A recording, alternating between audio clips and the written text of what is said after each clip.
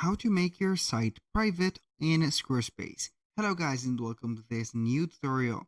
In today's video I'm going to show you how easy and simple it is to make your website in the private mode so no one will see your website, and also you can apply some more modification freely without worrying about getting a faulty for example order, or a faulty let's say text or modification that you are going to put in real time.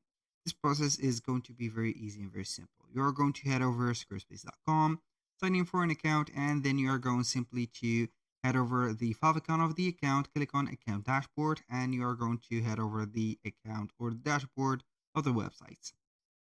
So go ahead and select the website that you are going to put on the private mode, and then you are going to apply the settings for it.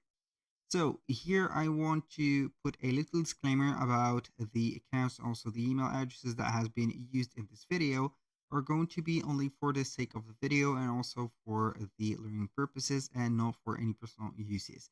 So make sure that you are going to use your own information. I'm going to click on go to website, and from here we are going to see the website editor loading up. So you are going to get here at the left side of the screen the control panel of that website. So we are going to head over here to the settings, as you can see on the gear icon here.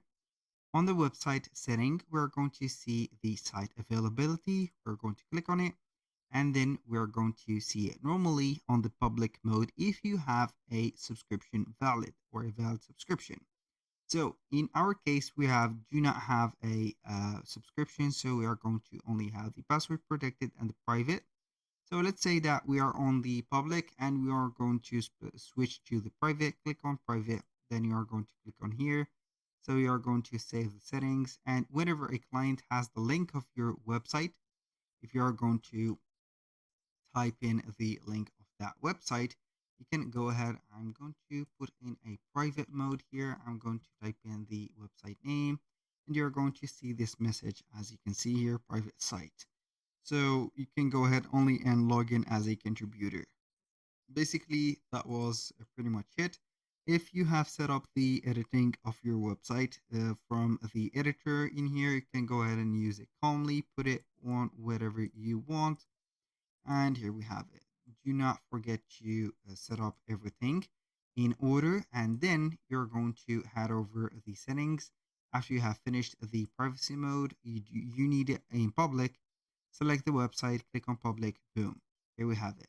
That was all pretty much for today's video. Thank you guys for watching. I hope that you have enjoyed the content, and I hope to see you soon on the next one.